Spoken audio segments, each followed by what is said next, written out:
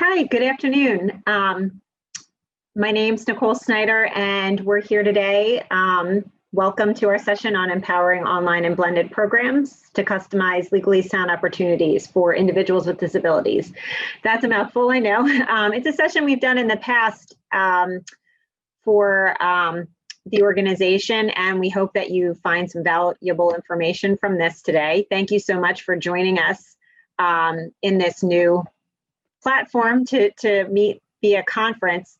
I do see some people joining our waiting room, so I'm going to try to make sure that we're getting everybody in. Please feel free at any time to stop me and to type any questions that you have into the chat box. My name is Nicole Snyder, and my partner Kevin McKenna is also on this session, and we're both from the law firm of McKenna Snyder. Our office is based in Pennsylvania. We have a diverse practice that deals with the representation of students with disabilities, representation of online schools, cyber schools, charter schools, cyber charter schools, and other educational entities and organizations, and companies as well. We have come together here today to try to help to bring some information to light about applying legal principles to the education of students with disabilities in online schools. And our current pandemic, our current crisis has drawn many students who may not have been traditional learners in the online environment into this new setting. So hopefully we can come up with best practices to share with one another in terms of making sure that we're providing compliant online educational services and meeting the needs of kids with disabilities in this setting that may or may not be different from them at this time. I'm going to open it up and give my partner Kevin just an opportunity to introduce himself and say hi, and then I'll go right into our session. Again, please feel free to interrupt us anytime with questions, or just send a text message and one of us will see it in the chat box. Just wanted to everybody and thank you for coming in to attend, and without further ado, I'll just let her run. So thanks. Okay. So yes, so thank you again for coming.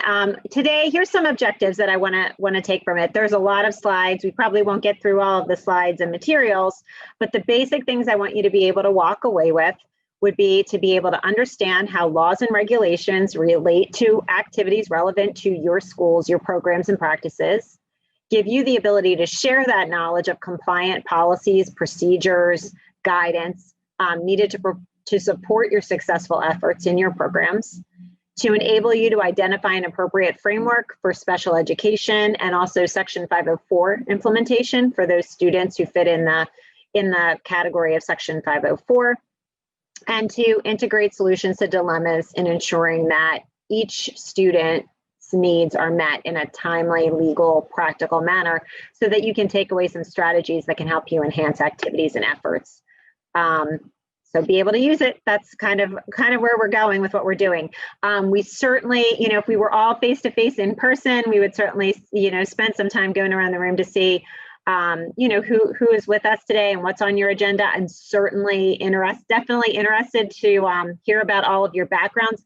If everybody just wants to, feel free to engage in some chat communication as to where you're from or things that you're hoping to learn or best practices. That would be great. If you don't want to, that's okay too. And also feel free to follow up with myself or Kevin after the session if there's anything we didn't answer or anything you want to go over. Our email address is probably in the end of these materials, but otherwise, please feel free to reach out and one of us will be happy to meet you. Our law firm is online under McKenna Snyder as our name. So we want to be able to, even in these challenging times, utilize our opportunity to focus on what's really important and to accomplish more. So that's excellence for all students in education. So some interesting facts and trends and statistics in special education, even before the current period, is there's been a growth in online learning in pre-K to 12 schools. I don't need to tell any of you that, I'm sure. That is only, I believe, going to be heightened in the times that we're in now. We've seen at least 11% of growth in terms of from 2001 to 2017, 2018 in students with disabilities who are in online programming throughout the state. So this slide that we have up, that's from, I believe, the Pew Research Center, and it kind of just shows, the increases that we have with students with disabilities engaged in online learning. And students are from all socioeconomic, racial, ethnic backgrounds, and gender diversity as well.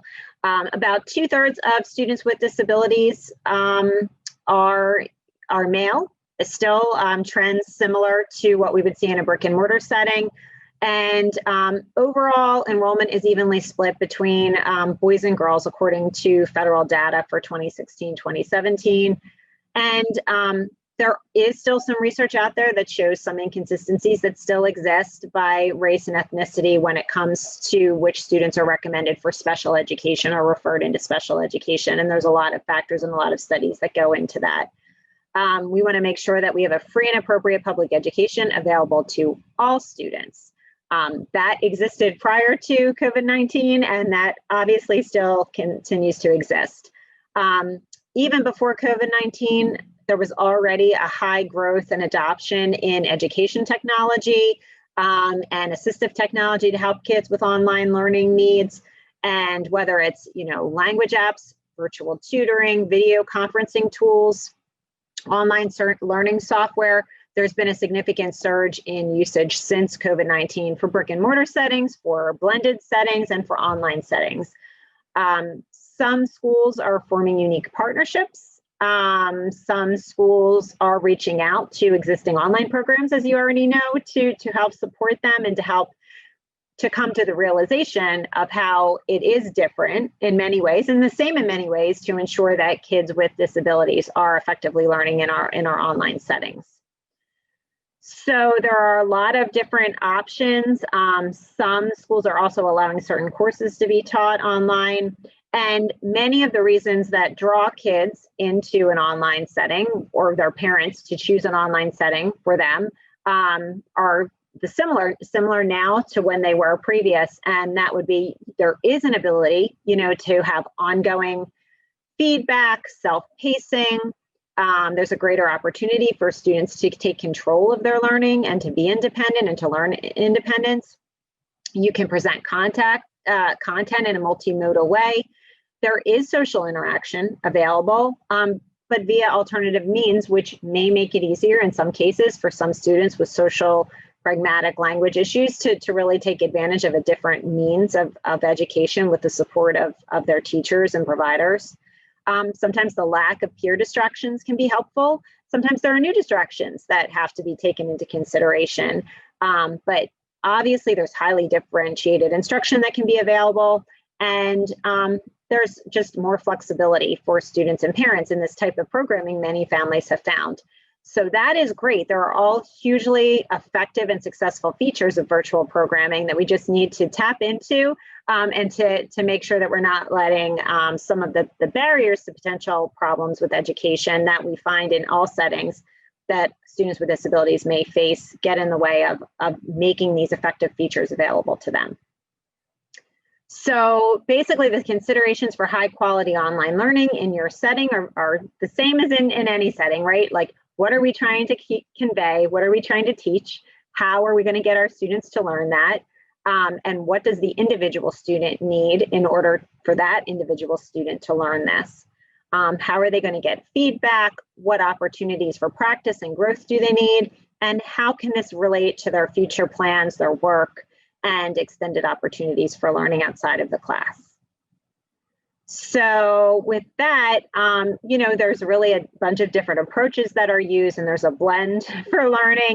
And it's really to provide the most efficient and effective instruction, but also remembering we've got some federal laws and state laws that are difficult to often navigate. I put up a quote that I've used in the past. It's by Lauren Mirando-Rim, who also has extensively researched on this topic. And, it's an older quote from 2009, but still true. The educating students with disabilities in virtual schools entails not only molding state charter school laws and state laws to fit a specialized type of a school, but also adapting adapting guidelines that may or may not be exactly on point, to have an aim of providing special education in our setting as effectively in a traditional brick and mortar setting. So special education in the wake of COVID-19, definitely a lot of issues that we could spend a lot of time talking about. I'm going to try to hit on some of the highlights because I'm happy to go in any direction anybody wants me to go into, but I think that this is really an area where a lot of people have some questions and are wondering, are there exemptions? Are there not exemptions from federal and state laws? What flexibility do we have? So really, it has been pointed out by many organizations that as we were looking ahead to this school year, that we were going to have to balance our health and safety concerns, which are our primary concerns for our families, for our staff, for our kids, with the mandate of providing a free and appropriate public education. And that has not gone away. So we need to consider various models for delivering services. And as those various models are considered, we have to work in collaboration with special education directors and leadership and our state departments of education to try to figure out how we preserve those fundamental mandates of least restrictive environment and free and appropriate public education with actual implementation during this very difficult period of time, and implementation in the safest way we possibly can. It is a challenge. It's an opportunity, and I applaud all of you for all of the efforts that you're making to do this very well this school year. So here are some things, like there is some case law that already had supported the notion that either an online program, a district program, a blended program can really support a student who has health needs or medical issues. There was a decision out of Pennsylvania, which is where Kevin and I hail from, that had even talked about this back in 2014 and stated, given the unique medical issues facing a particular student, the school made extraordinary efforts to accommodate that student in a regular education brick and mortar environment, but the student was unable to benefit from that type of environment. Whereas in the cyber program, the school district gave the student an opportunity to participate in extracurriculars, allowed that student to attend school-based classes when the student felt well enough to do so, and they fulfilled their obligation to educate the student in the least restrictive environment, despite the student's, medical needs. And this was a student who had a number of absences and a lot of issues related to some migraines in other areas. So the cyber environment was providing an opportunity for growth that maybe wouldn't have otherwise been available. There are some shortened school day considerations. We do need to be considerate, however, of the fact that we don't want to have students who have medical issues, students who are impacted by our crisis or by any other medical need. We still want to make a full school day or education available to them to the extent possible.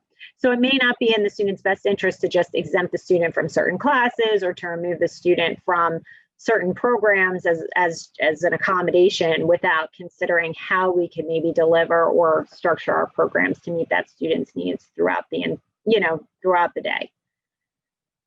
So with regard to COVID-19, again, at its initial peak in spring 2020, it resulted in, as you know, don't need to tell you, a total shutdown or near shutdown of school buildings throughout our country. The closures affected at least 55.1 million students in 124,000 U.S. public and private schools. And school entities, educators, parents, we were all kind of thrusted into addressing some of these issues in a very new way.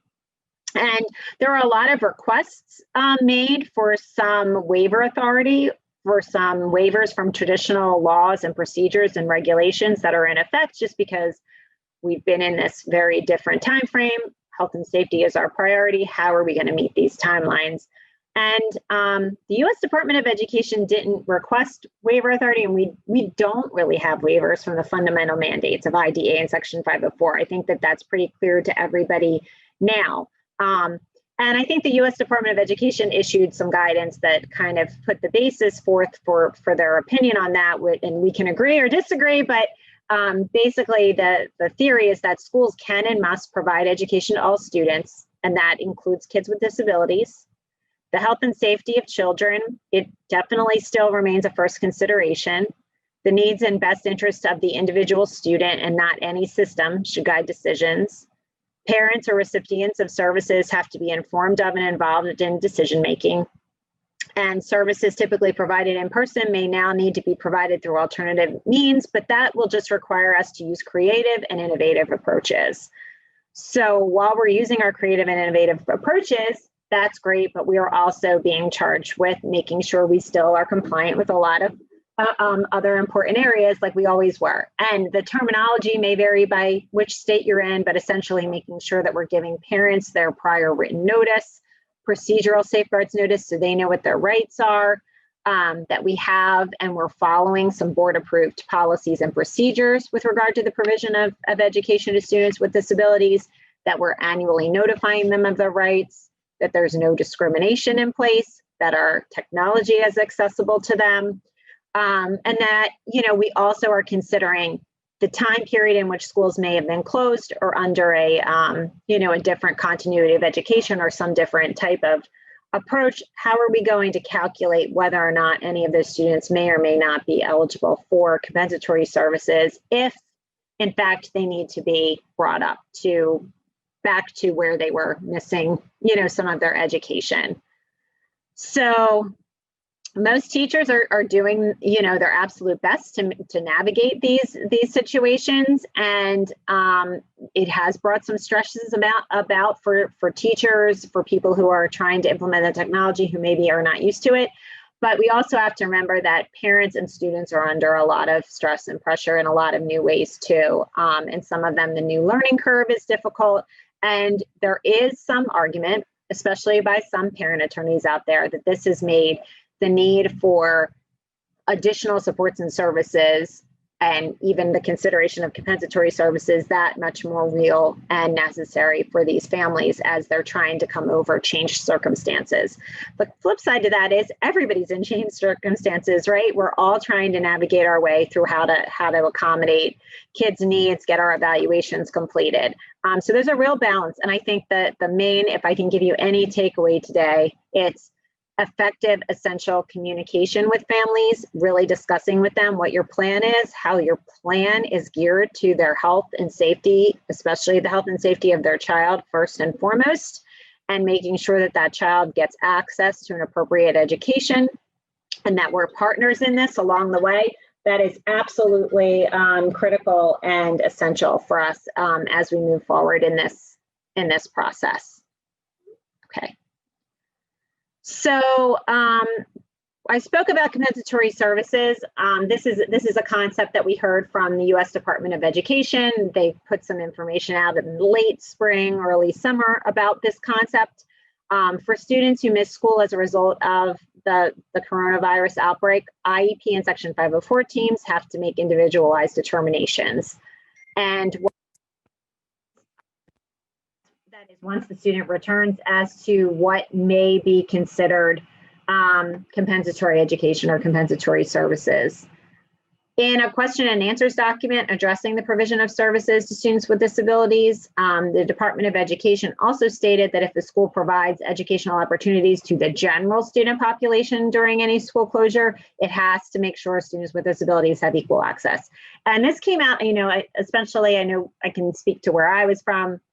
There were some districts that were proposing not to provide any education because they didn't feel like they could effectively provide education to students with disabilities, or were making some decisions based on their concern that they might not be able to appropriately do this for kids with disabilities. And USDOE came in and provided guidance which essentially said, no, we've got to figure this out. You know, in a nutshell, we have to kind of figure this out and make sure that we're making education available and not avoiding our need to provide a FAPE to kids once schools can have the ability to reopen, whether virtually or otherwise.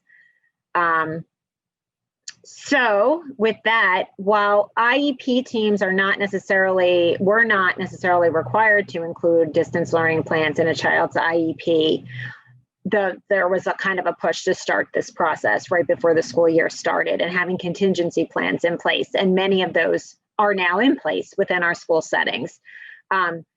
Compensatory services, they're not the same thing as compensatory education. Compensatory education is a remedy applied by a hearing officer or a court requiring a district to provide certain services it should have been providing. It serves as a way to kind of compensate, for lack of a better word, a student for past deficient education programs. Here, the term carries with it an assumption that there's some fault. Here, though, we know it's not that schools are necessarily at fault. This was outside of the school's control, this entire situation, by and large. So we're making every effort we can to provide services within a time frame by our own people, not by outside people that are chosen by parents. And we're providing these post-COVID services to make the student gain ground that they may have lost. So, the term, we can argue about whether the term is the best term, but regardless, here are some steps I can tell you that if you're not already doing will help you. It's seek feedback from parents on how the student's doing, data-driven decisions. I think that the schools that were taking baseline data, having, really good progress monitoring and knowing where the student was before the break are in the best position now as they're looking to try to make up or not make up issues moving forward.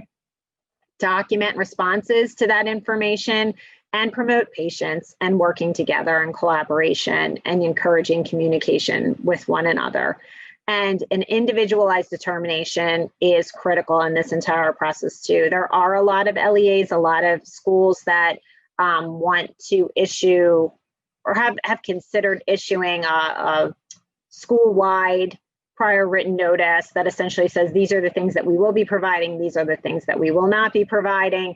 That can get schools into a bit of trouble because it is not making our decisions on an individualized basis. Some students may need a change, some students may not, but having a one-size-fits-all approach in special education, most of us, I'm sure, know, tends to not be helpful to us. Future implications here would be FERPA, that's the privacy laws and student confidentiality laws. And as we're using online technology, how do we keep in compliance with FERPA? Least restrictive environment rules, resuming evaluations, anti-bullying and online bullying, cyberbullying, health and safety, and local guidance on social distancing. So our future implications are very similar to our current implications we were already dealing with. It's just kind of even at a higher level with some nuances to it now. Some of the issues that I'm seeing in my practice, I see some refusal of online services. I see a lot of social, emotional counseling, mental health needs, students who were seeing outside providers for mental health treatment, getting that information provided to the school for the school's consideration. And I see a lot of issues surrounding evaluations, conducting evaluations remotely. The best and most effective way to do that, are they appropriate? There are some providers now who have put out some publishers of test protocols now who have found that this can be done in an online way, in a way that it wasn't done before. And certainly, even with some consideration as to whether or not it's appropriate to conduct online cognitive and achievement scales. Many are finding that that's a possibility if we can't meet face-to-face with a student in order to do that safely. Certainly some of our social, emotional, Connors-Bass brief, those types of scales that are done to rule in or out certain disabilities, those can certainly be done, as well as a review of records and our typical baseline measures. So we definitely don't want to just keep delaying evaluations on the basis that, well, we can't see the student face-to-face. There's many things we can do. And as a team, we can brainstorm to figure out how to work with the parent to get that done in a safe way. So with that, OSEP put out some Q&As too that you should be aware of, and all of like OCR, Office for Civil Rights, OSEP, Office of Special Education Programs, and USDOE, their guidance is online. So if you go to any of their websites, you can certainly pick up on their links and see all of those things. There have been some Q&As that have come out about participation in IEP team meetings, Yes, we can have those and hold those in an online way or a conference call method. Both can be acceptable. There have been some that have been put out about extended school year services and making sure that FAPE was available to kids during ESY periods. And remember, that's not just the summer, but during any break in services. But we have to make sure that we're going to be doing that in a way that complies with IDEA. And also figuring out how again, we're going to make sure that our evaluations are conducted appropriately. The risk of not doing so opens us up to an even greater problem, which is the potential for a parent request for an independent educational evaluation that may or may not be necessarily in line with what our school evaluation would have recommended. So we really want to take steps to make sure that we're working with parents on these issues. Okay, so with that, I'm going to move through some of these slides on evaluation just in the interest of time. If face-to-face meetings are not feasible or practicable, U.S. Department of Education encourages the use of flexibility, which would allow schools to conduct initial and annual IEP team meetings through alternative means. And also under Part B of IDEA, a reevaluation still needs to occur at least once every 3 years. For the by and large majority of special education students. And we don't necessarily, this would be another practice point or a tip that I have, want to just default to waivers or review of records only, because that really hampers our ability to get good, updated baseline data to support the decision making that we're doing. It affects potentially our post-secondary transition plans for those kids who are older, and it affects the younger kids too. So really, to the extent that we can get robust, good data to drive our decision making, that is important for us right now. So we can investigate all appropriate assessment instruments and tools to determine if some can be considered administered remotely, and some can now. And we also want to make sure that we're working with developers that we're working with to figure out how they can help us during these timelines and during these difficult times. A lot of times an evaluator uses best judgment and practices. That was true before COVID-19, that is true now. So if a test is administered in maybe a non-standard way or a way that deviates from traditional settings, that's noted, and that evaluator can discuss it and also provide input as to why this is their best recommendation. So I don't think we want to necessarily, what I'm trying to kind of boil this down to is be afraid of the fact that things are different and have that fear of differences impede us from our end goal, which is creating a program designed to meet an appropriate education for each student. Sure, there are some things that maybe technically we could get dinged on, but we're working our best in line with what IDEA's premise is if we are moving forward and communicating with families on these things and providing parents with procedural safeguards.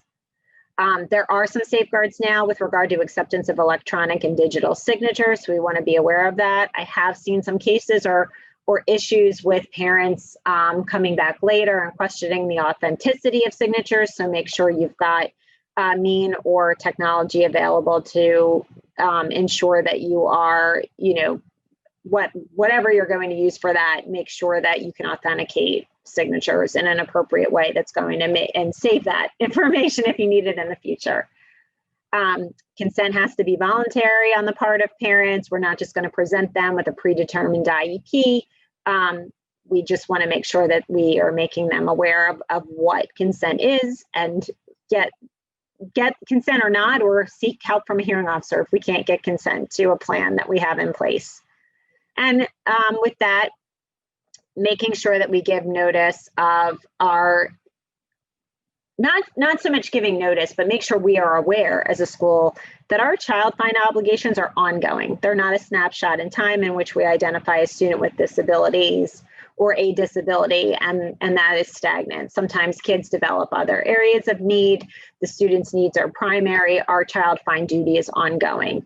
And especially in light of issues presenting with kids during this time who may have some trauma, who may have experienced some tragedy themselves, making ourselves aware of how their life, their situation, and their circumstances are impacting them currently, really important. So you want to work as a team with your counselors.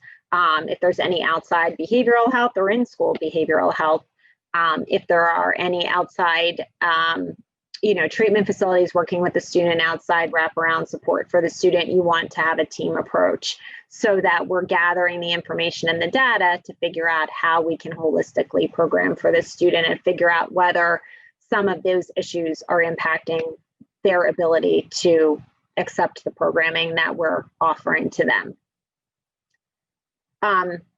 Let's see. Give me 1 second.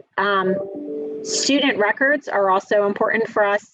Make sure that we are complying if parents are asking during this time period for access to student records. FERPA's timelines and IDA's timelines and our requirements to make records available to them still stand.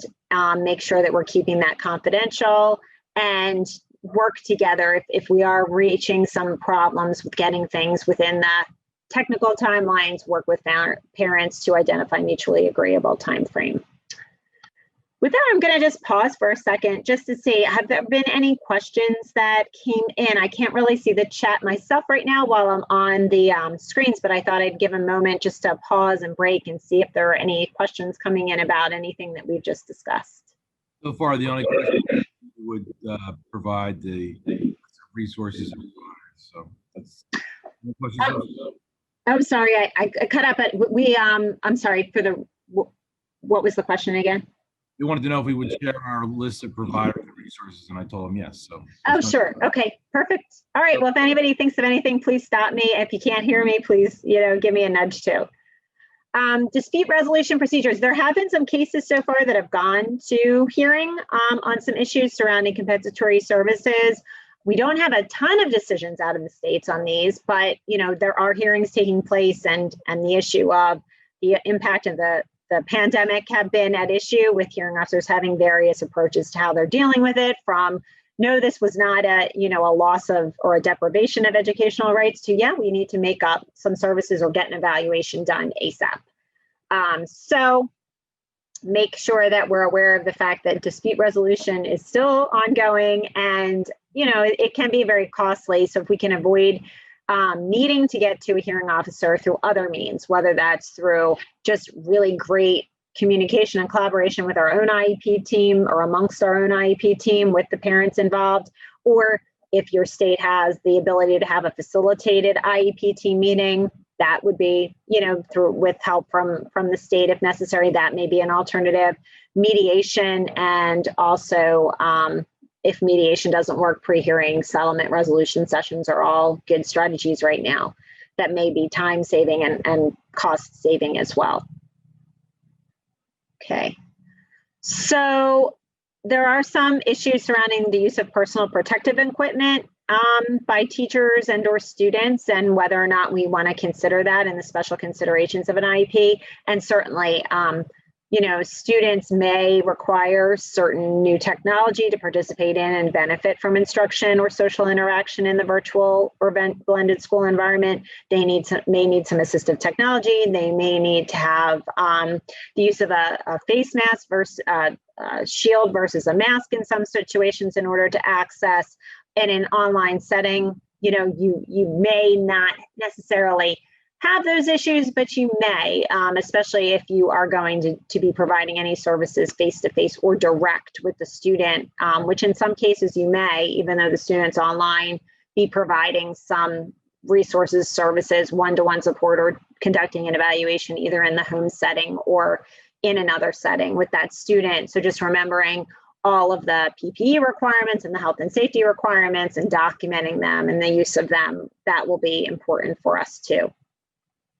For students requiring behavioral supports, we want to make sure if they were previously in a brick and mortar setting and just now moving into an online setting or in a blended setting, what is currently needed versus not needed? And do we want to do any observations of the student in their online classes in a systematic way to determine what they do versus do not need to set us up for our best defense of our programming? Measuring present levels, we still need to do that during this time period, and making sure that we're working with parents. If parents are expected to, in our programs, collect any data for us, really training them, talking this through with them, and helping them understand its importance will be critical as well. Okay. So we also want to consider whether specially designed instruction needs to be revised. Do we need to adapt as appropriate to address that student's unique needs? That's a mandate of IDEA. And consider supports that the school personnel may need in using any of these new virtual platforms or things that they're doing with kids that they may not have used before. Okay. When general and special educators have a set time to meet with the whole class and present information, one idea would be to explain an activity, answer questions, and engage all students. You know, most students will use the chat area of the distance learning platform to ask teachers private questions. This may or may not be something that you want to use with your students with disabilities, depending on the particular student. It may be something that student is capable of using or not. So really making sure that your regular educators understand what your particular student with the disabilities needs are, and then figuring out whether the platform or the method of communication being used with that class will translate well to the particular student with a disability so that they can provide feedback, and if not, work together to come up with an alternative. Some kids might need a smaller group experience after the whole instruction that's been provided. Some might need to facilitate a group. Some may need extra check-ins or reminders or help, you know, those students who might have executive functioning needs. Students who may, you know, have trouble with organization or planning may need somebody to help them, or a group of people working together to help them to create a schedule for their day that gives them flexibility. And sometimes some of these kids will still work with paraeducators, online aides, or even in some cases face-to-face aides to work on prompts, modeling, or our typical things that we would be doing with kids. Some high-tech options have been published by, I believe OSEP published some ideas, so I would encourage you again to look at what they're putting out there as guidance and working in your own teams. Having office hours available where students reach the teacher by phone, email, or a live chat to get some supplemental instruction or help or feedback, that's great. If we're noticing kids, though, not doing well, not engaged, not attending, there may need to be an alternative outreach to those families, and just make sure that your team is tracking and aware. And whenever an intervention or suggestion is put into place, document that so you have that background. Some pre-teaching of a skill may need to happen with some of these kids before they go into a session. That's not any different, really depends. So just be aware that that may be something that you have to work around, and with families, with their schedules differing, we want to have a meaningful discussion about the best way that we're going to have that take place. Okay, there are also low-tech options. You know, the low-tech, sometimes we're still working with packets and data that's accessible generally to all of our regular ed kids, but we have to make sure that those are modified for our students with disability. Some other ideas of low-tech options might be scaffolding to try to meet kids at their ability level and guide them. These are just some of the background practices that are provided there. For IEP team meetings, again, no waivers for these. We want to keep good records of our attempts to get parents to attend. If we ultimately can't get them after every good faith effort, we're still going to convene as a team. We're going to consider whether what we're recommending, if not responded to, we can either implement, or if we have to go to a hearing officer to ask for some help in implementation. The school team has to ensure that the parent gets ultimately, and both parents, you know, some parents may or may not be living within the same household. If they both have legal custody rights and still available for the child, we have to remember to keep communicating with both families and making sure that they get access to all of our information. Access means equally for a disabled parent or guardian too. We do have some, while IDEA does not so much speak to this, ADA, which is also available. We really want to make sure that we have available accessible means for their access, and also translation services for those who alternatively need translation in another language other than English, to make sure everybody's understanding what we're talking about and what we're providing. Given the situation that we're in now, some advanced planning may be needed. It just might take a little bit more time than it typically would to get some of these things in place and done, or there may be less of an availability of people to help us with this. So planning ahead is essential and key. I don't have the solution for you. I can only give you, here's the strategy. Just want to know who we've got coming up, what translation services we might need, what assistive tech or other alternative means of communication might be necessary, and let's start to plan ahead. Let's see. Okay, so FERPA, there's a lot again about student records and the use of technology. Really, you're safe to use your online platforms by and large. If you're contracting with entities to provide any services, you do want to make sure that they're agreeing that they're going to comply with state and federal laws such as FERPA to protect the confidentiality and safety of all kids' information. Let's see. So if we may come into situations now, since we're in the students' homes, we're seeing a lot. We still have our mandatory reporting, our child line, our law enforcement, and our student assistance program obligations and mandates. So if students are indicating to any counselors, any teachers, any individuals who are academic advisors or assigned to be working with the kids, any sort of concerning information concerning their health, their safety, their self-harm,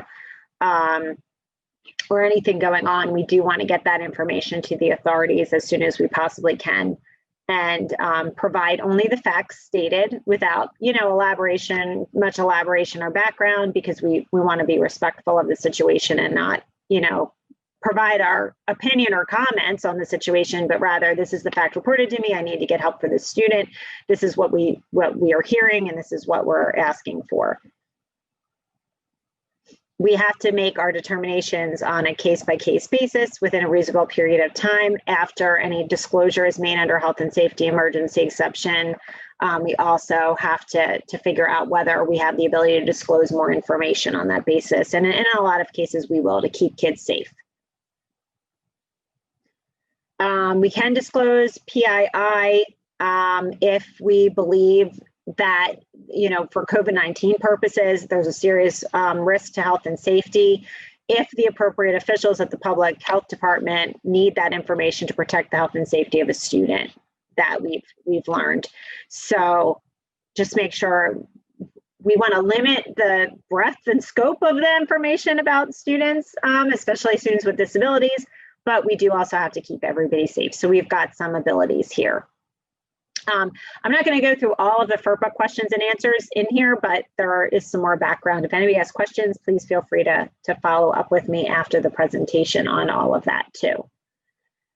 Also embedded in here, and I skipped over this, this is typically where I would lead off in a presentation along with doing some hypotheticals with you and brainstorming some solutions to common problems.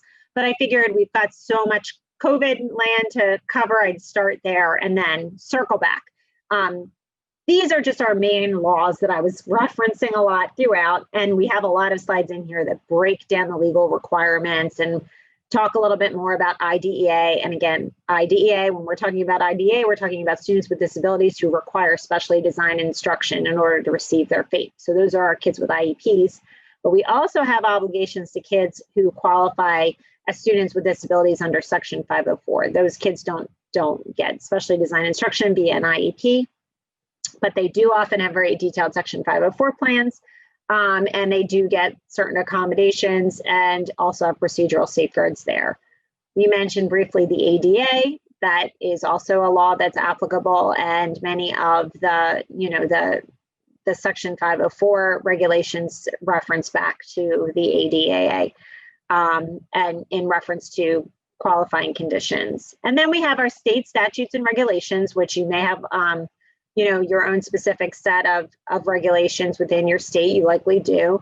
Guidance case law, and administrative laws and decisions. The guidance coming out from USDE, OCR, OSEP, it's good to read and to understand. It is not necessarily the force and effect of law. So that's why it's always good to consult with your special education attorneys when you have questions, rather than just interpreting the law yourself. Again, please read that stuff and understand it because it's important as a resource, but there may be a nuance or a defense that you have or an approach that an attorney might suggest that you take in a given situation together with your own expertise and own best practices.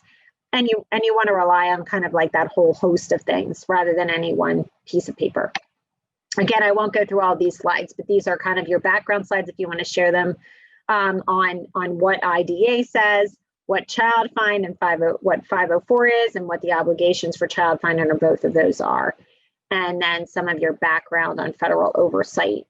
OCR also, in addition to the guidance that they put out some Dear Colleague letters on particular targeted subjects. So there's been some Dear Colleague letters on anti-bullying, for instance, on students with ADHD and the need to address their social, emotional, and educational needs holistically. OCR has put out a lot of stuff on that too. So that's a big hot topic. And then we've also had our Dear Colleague letters that have come out several years ago on online schools themselves, and charter schools themselves, and on school reform, and how, yes, we have obligations under these federal laws to make sure that our kids are compliant with our special education laws. Hey, Nicole, we got a question here. We got a Sure. second. So it's from Dana. Thanks for the question, Dana. And Dana asks, you're struggling with remote learners not engaging and assessing instruction remotely. School staff are reaching out and trying to communicate. The response has been minimal. We are losing some of our kids and are not sure what more to do. We are documenting all attempts. Yeah, so this is so challenging, and I've heard this many times. Either, I'm not sure if the exact situation is that you've lost engagement of the student in terms of the students not even attending, right? They're not even logging in, or you just can't get them to engage, like they're logging on, but they're not engaged in the content or material, or they are MIA, we don't know what the issue is, we can't find them. I've seen a lot of these things going on right now. Some thoughts. Number one, if engagement means you cannot even get the child to attend, right? Like you can't even find them. Again, we have some obligations. So we can't just say you're not in attendance, therefore we're just going to kind of refer you back to your school district or wherever, and we're not going to worry about this. What I would be suggesting in those situations is, number one, remember that you still have, in most states, I would think, some obligation to possibly consider as a last resort, like a home and school visitor, or work with local, either an intermediate unit, whoever helps you.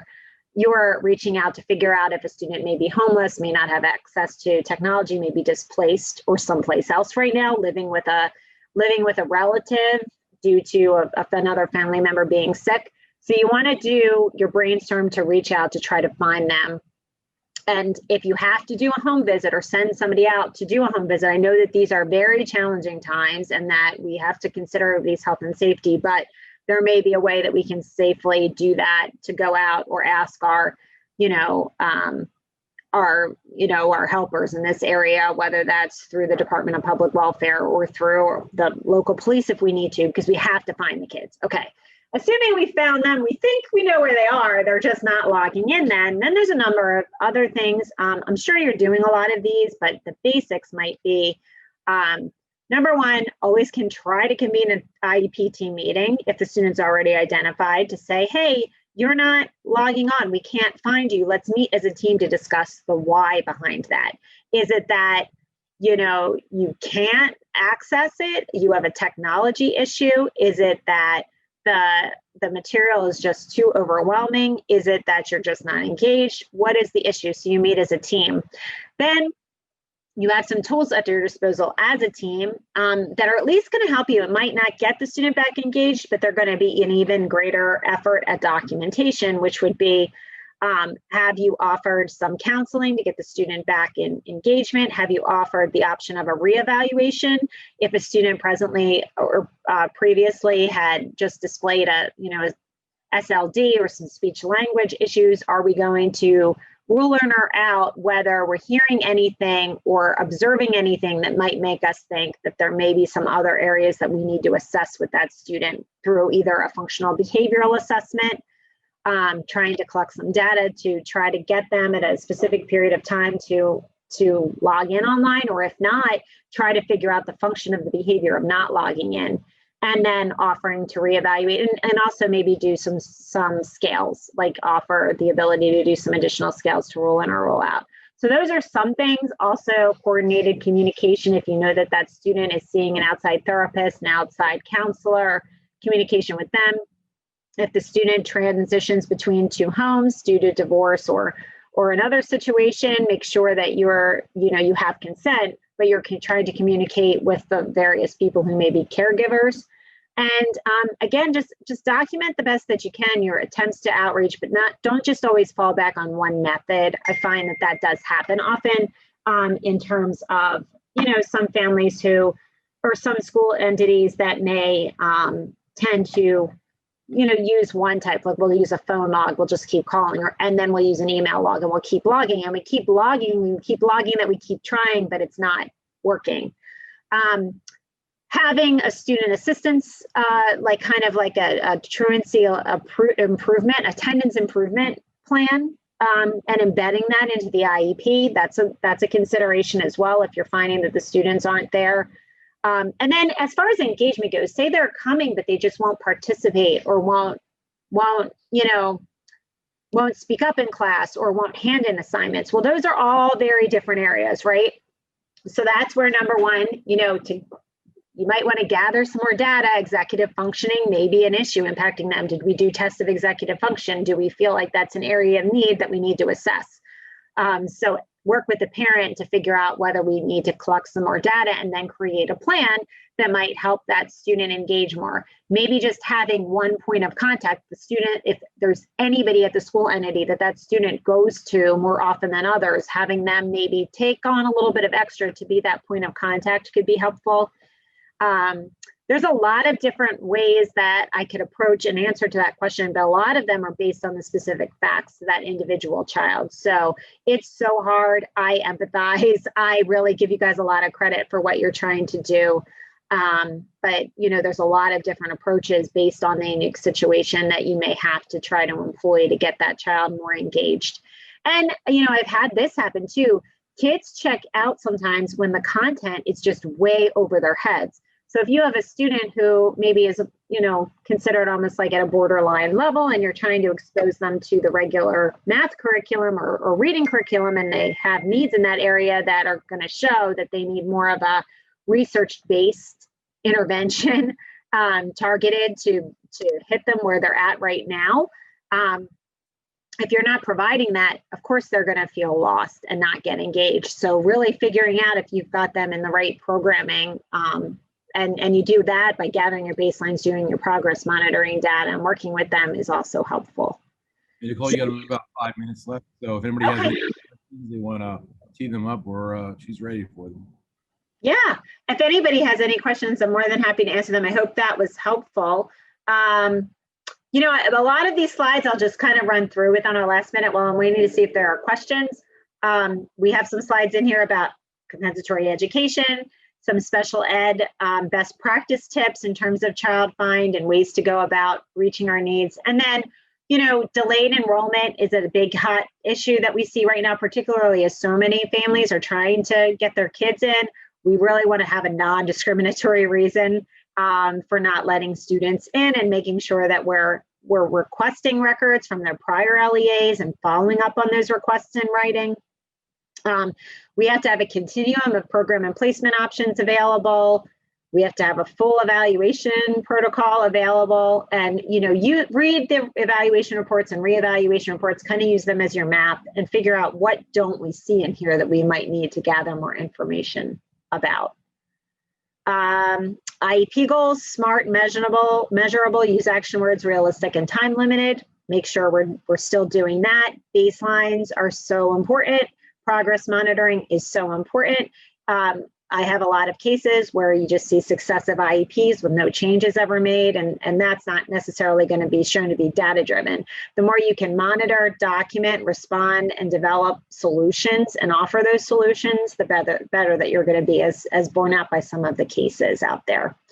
And then just a word about what's going on from like a legal perspective nationwide. There have been a number of class actions. I didn't really talk about this during our COVID section, but there are some class action lawsuits out there, with varying, levels of whether they're going to really be able to certify a class. But they do draw to light the fact that systemic delays in the delivery of service or one-size-fits-all decision-making will be difficult for you, in those cases. So just be aware of that fact. And if you do see something like that come across your desk, we don't want to put it in our desk drawer. We want to make sure that we're getting that to the CEO, the head of your school, whoever might be able to help make some decisions about next steps to take very quickly in all of those things.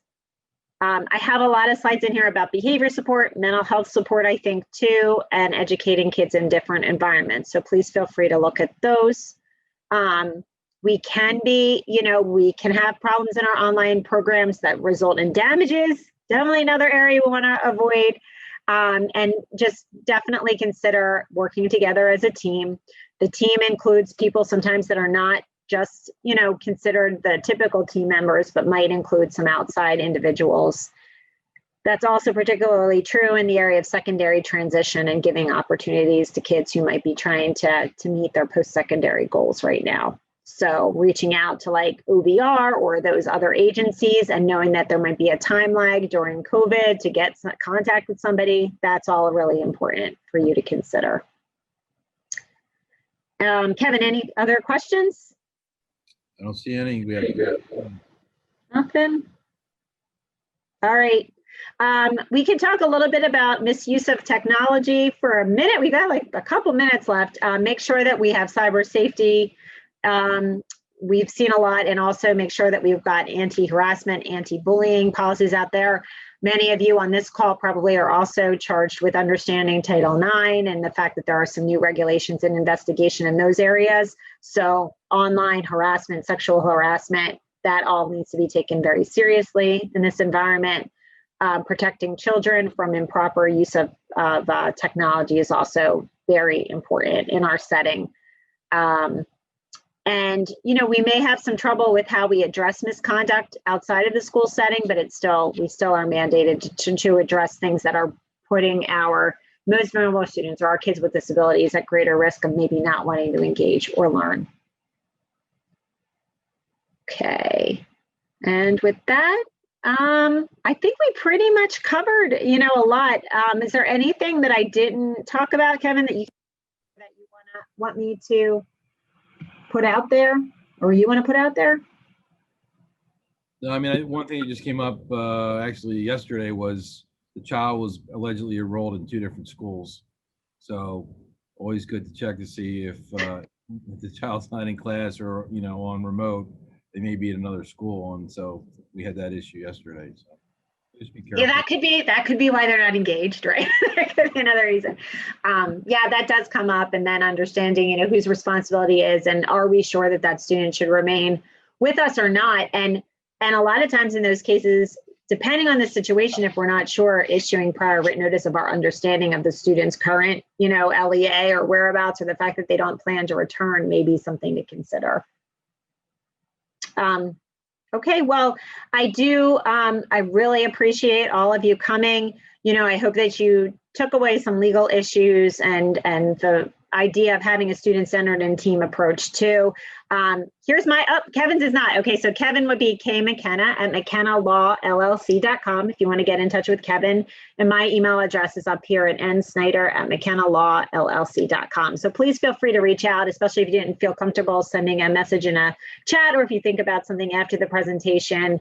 And we are more than happy to work with you. And we definitely do welcome the opportunity to hear where you're from and what you're doing in your programs. And I welcome the opportunity to learn from all of you too. So thank you, everyone.